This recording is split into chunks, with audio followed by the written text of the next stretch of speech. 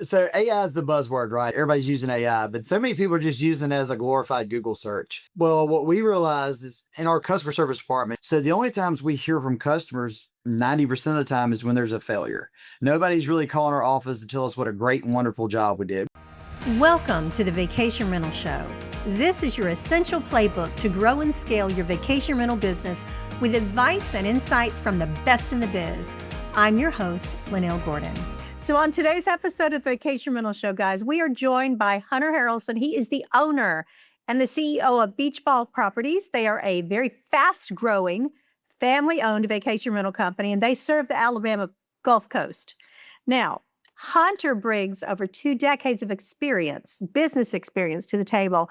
So we're talking about Merrill Lynch, Regions Bank, before he launched Beachball Properties in 2016. So he has built a very disciplined, systems-driven management organization here, guys. This company is focused on strong financial performance, operational excellence, and long-term owner partnerships. They're really good at keeping their owners. Now, they're in Orange Beach, and Hunter and his wife, Ginger, have scaled Beachball Properties into a trusted name all across the Gulf Shores, Fort Morgan, Orange Beach, by combining his sharp financial strategy, guys, with hands-on hospitality leadership. Hunter, welcome to the show.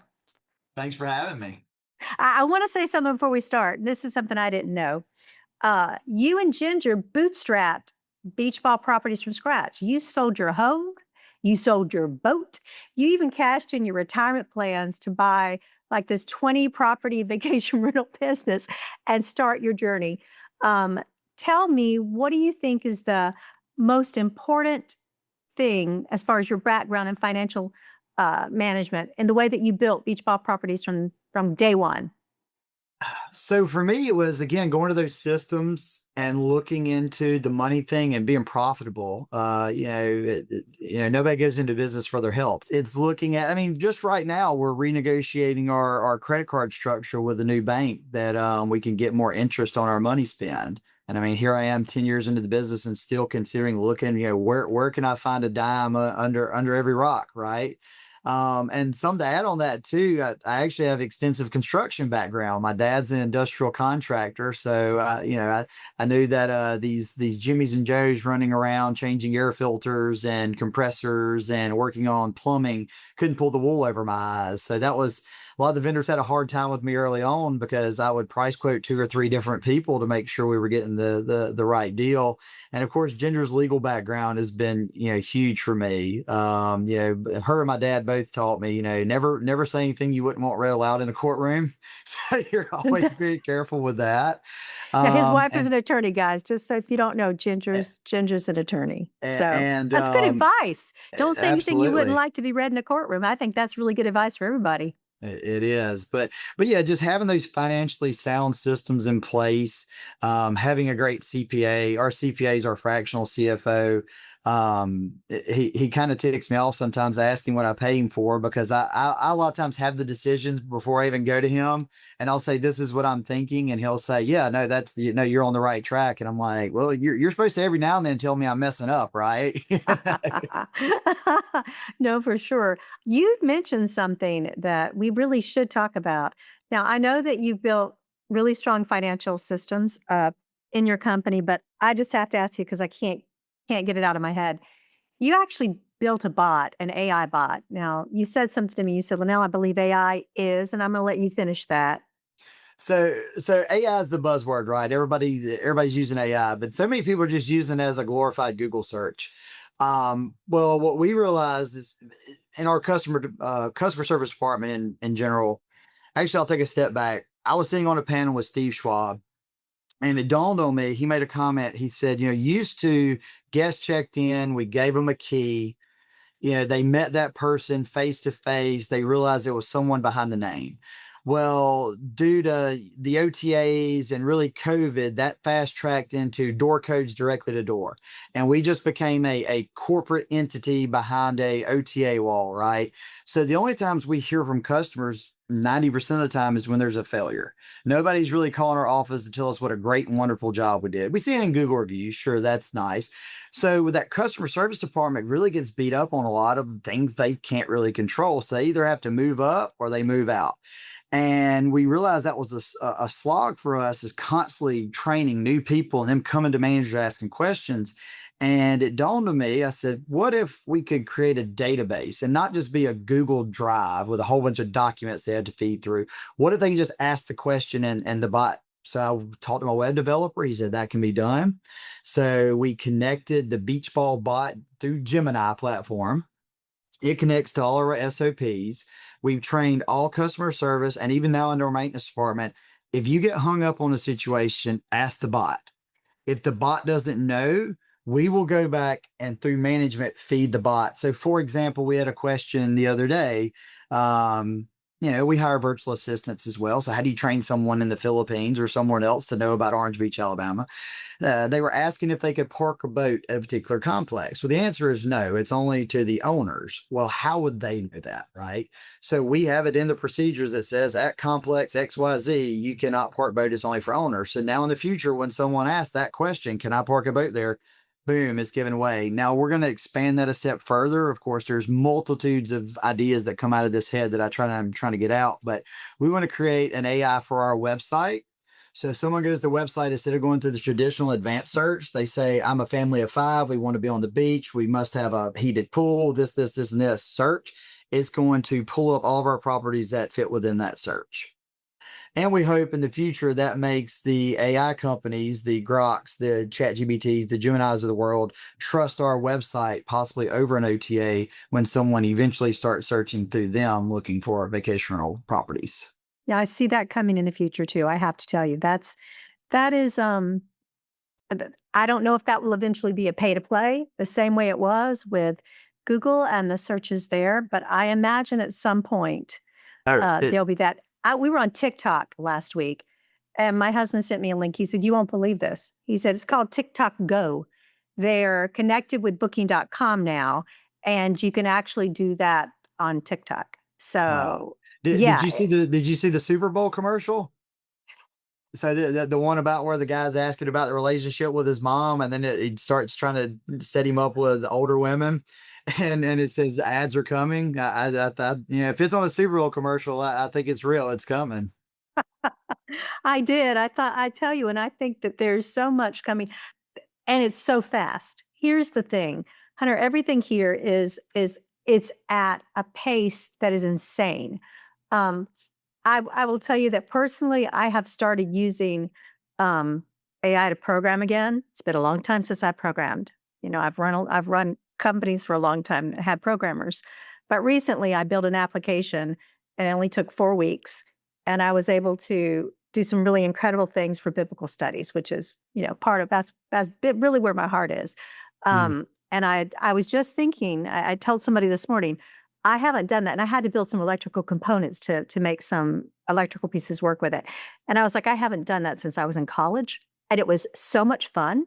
And it was so easy. I can't imagine what our children are going to be building. Like our 6 and 8 and 10-year-olds are already starting. Like my family, one of our 11-year-olds has her own TikTok channel. I mean, a YouTube channel.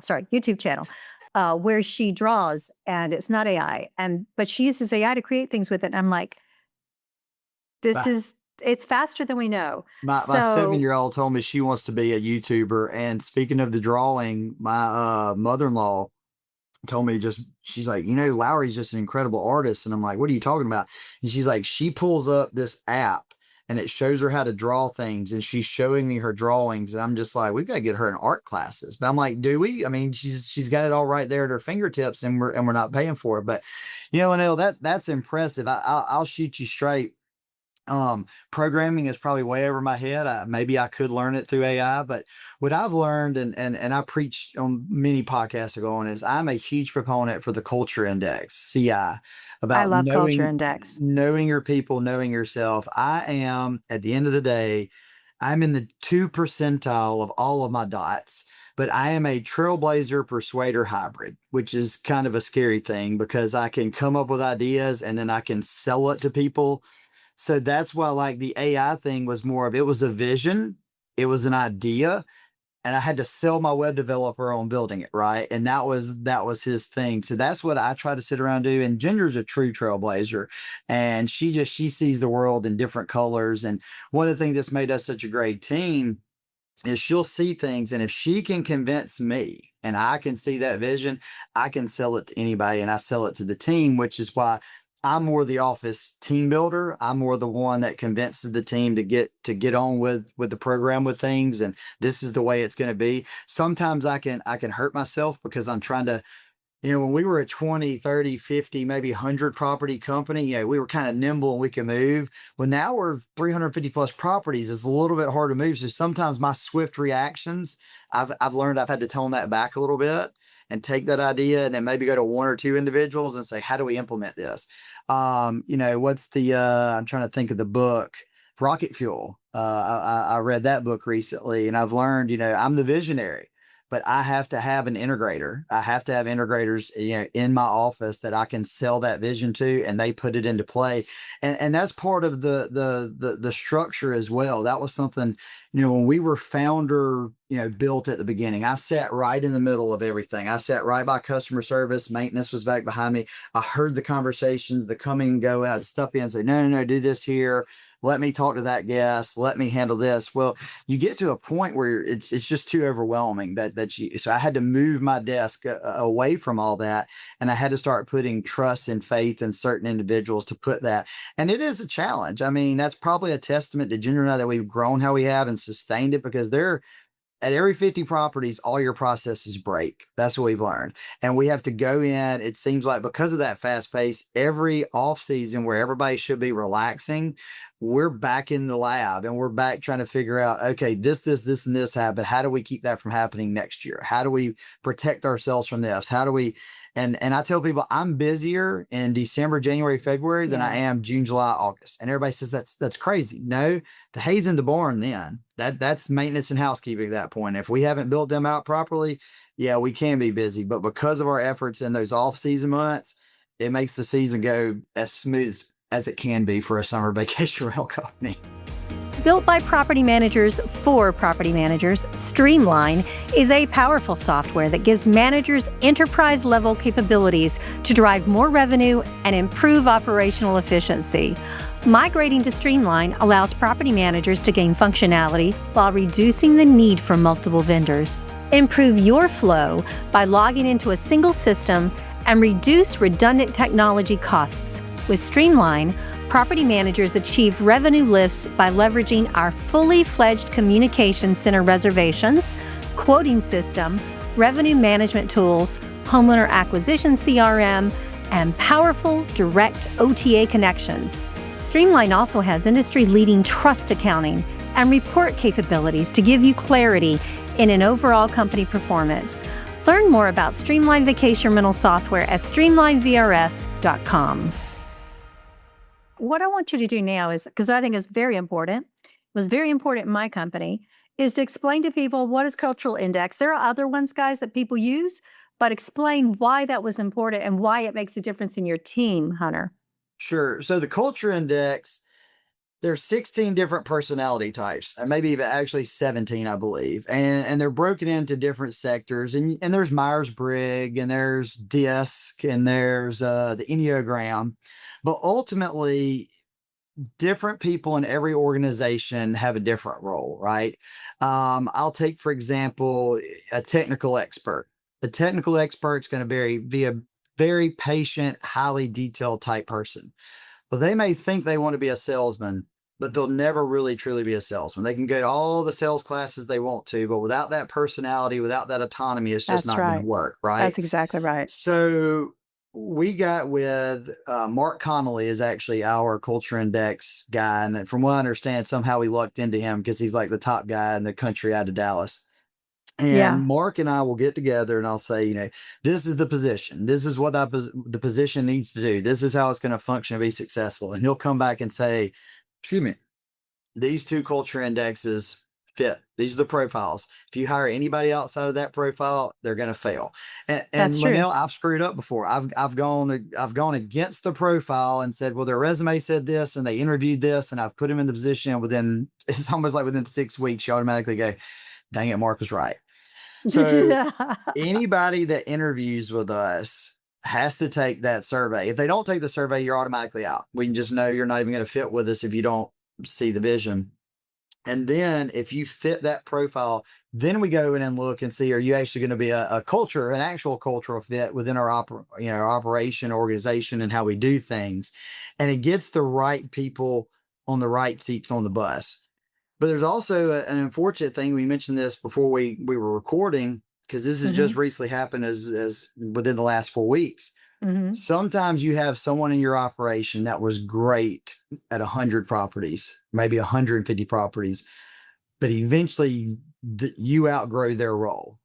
And if they are not willing to move into a different place on the bus that's going to be successful, sometimes you have to cut bait and let them go. People that have been so like hard. family to you. 2 years ago, we had one lady that, I mean, she was great. She was part of our business development, but we just got to a certain size that she couldn't handle it, and she had to be let go. Never in a million years will we thought we let her go. And then just as recently as a month ago, someone had to be let go. And it's just, but you as a CEO, you as a business owner, you have to remember you have to do what's best for you and your business in order to continue to grow. You can't slow your business down or stop for one or two individuals. And it's hard those first 2 or 3 days, maybe in that first week. But once you kind of move past it, sometimes it's like the air being let out of the balloon, that you realize it's like this relief of like, oh, I didn't realize that's what was holding us back. And you're able to move forward and find the next person that fits that role, or it may take 2 people to fit that role. But that's the hard choices you have to make to be able to grow and be a CEO. If you want to stay at 50 properties and it's just mom and pop and 5 or 6 people, that's completely fine. There's nothing wrong with that. But if you want to be up into that 350, 400, 500 plus range, those are the decisions that have to be made. So I did culture index too. I'm a maverick, so it's a little bit different than the trailblazer. We have less patience, I think, than you do. And there is no box for us. There's no conformity. We just think about, so here's the thing. We had someone recently on the show, and this is what they said. Now, they have led very, very, very large organizations. Like, they're not a property manager. That's not their background. Their background is fintech, basically, financial technology. And this is what they said to me. I said, what is the most important quality in a leader?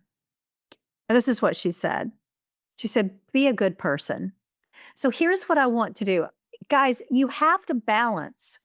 You can be a good person and still fire someone. Not only that, if you don't fire someone, you're not being the good person that you should be, because it's your job as a leader to make those decisions and to go through with them. So I just thought when you mentioned that we outgrow people in our business, we do.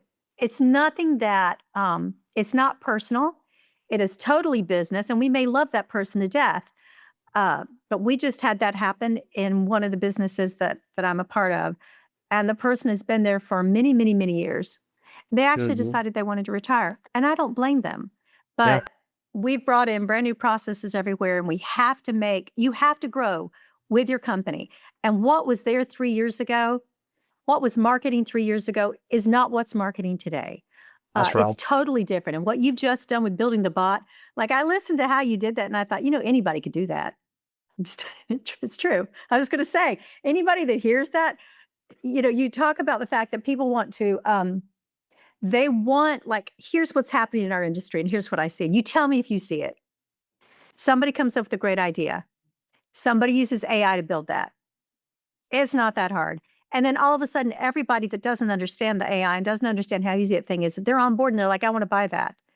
I had somebody contact me this week and say, there's this process they've created, and there's, companies that are interested in it. And I thought, give them about a year and nobody's going to be interested in that anymore, because everybody's going to be able to do it themselves. Well, you bring up an interesting story that I've kind of talked to other people offline about. And so Ginger and I, going back to 2021, we were not really in the VRMA space, right? Nobody had really kind of heard about us. We were kind of our little pocket. And lo and behold, we won the 2022 VRMA Company of the Year. We put a little video together and the board picked us, and we flew out to Vegas and met several, big names. And like, I don't know, I'm sure you were at that event. That event, I was. I call it was like a Baptist revival. I grew up Southern Baptist. And if you remember the old Baptist revival, you came in for a week. They brought preachers in from everywhere. Everybody got saved. Everybody was going to quit drinking and all their Hellenism and everything like that. And then what happened? 2 or 3 weeks later, everybody was right back in the bar acting like normal, right? That event was one of the biggest revivals I've ever seen. Everybody was just high. Everybody was buying all the tech. And what happened in 24 and 25? Half of those companies aren't here anymore. Yeah. They're gone. And some of them are hanging on by a thread. And it's because everybody got on that high and everybody wanted to buy everything. But if you didn't implement it or didn't use it right, or then you realize like, oh my God, I've paid for all this tech and all the and it's overlap and did I really need this? And we took a hard look in the mirror in 24 into 25 and we culled back and cut back a lot of things and just told some people like, I know you like that tool, but like we've got to get nitty gritty and do things this way. And again, that goes back to my finances. I've got to look at things financially and does this make sense? Is this the cost outweigh the easiness or ease or whatever that may be? We were I won't name names, but we were using one particular system and I was looking at it and I went to the CEO and I said, you're charging me way too much for this product. Oh, well, this is our standard rate. I can't give it a discount. My other owners, I said, do you realize at my size, I could pay an individual 60% of what I'm paying you to do what your system is doing for me and eliminate you completely? Well, I haven't thought of it that way. Well, I have. I've looked at it where I could hire a VA for even less than that to do exactly what your system's doing. So can you give me a break or are we having a break? And they ultimately chose to break up with me, and that's fine. That's fine. And people have, yeah. Tell me finish your story because but anyhow, so we break it into, we actually have an individual that actually handles this now. And that's basically their core job is to do something that a system used to do. Now, look, I have that leverage because of our size, right? Because we have 350 properties and the number it gets up to. But, if you're a smaller company, I get where some of this tech does make things easier, but make sure you're digging into it and making sure you don't have overlap. That's the biggest thing is everybody. That's another thing I noticed between 22 and 25 is everybody wanted to do everything. Everybody wanted to be a jack of all trades, right? Instead of focusing in or honing in. Like if you were a lot company, be a lot company. Or if you were a comms company, be a comms company. When you start trying to do everything, your core values fall apart. And I saw that happen. The wizard Travis Wilburn, he was the one I remember at 24. He and I were having a call, and he said, "You're going to see a lot of change this year, Hunter." And I was like, "What are you talking about?" He's like, "Just be aware." And I'm like, "Quit talking in riddles. What do you see?" He's like, "Just watch." And it was just like, I called him later in the year. I said, "You called?" He's like, "See." I was like, "Well, you didn't tell me specifically," but he's like, "Well, I didn't know specifically. I saw the writing on the wall there." I mean, God love him. That's all we have time for today, guys, but trust me, you do not want to miss what comes next. Join me next week for part 2 of my conversation with Hunter Harrelson, where we're going to dive into the org structure behind Beachball Properties and the COVID decision that changed everything, as well as what success really means, guys, beyond the numbers. This episode of the Vacation Rental Show is brought to you by Streamline. To find out more about how Streamline can grow your vacation rental business, visit streamlinevrs.com. Make sure to search for the Vacation Rental Show in Apple Podcasts, Spotify, and YouTube, or anywhere else podcasts are found, and hit subscribe so you never miss an episode. On behalf of the team here at Inhabit, thanks for listening.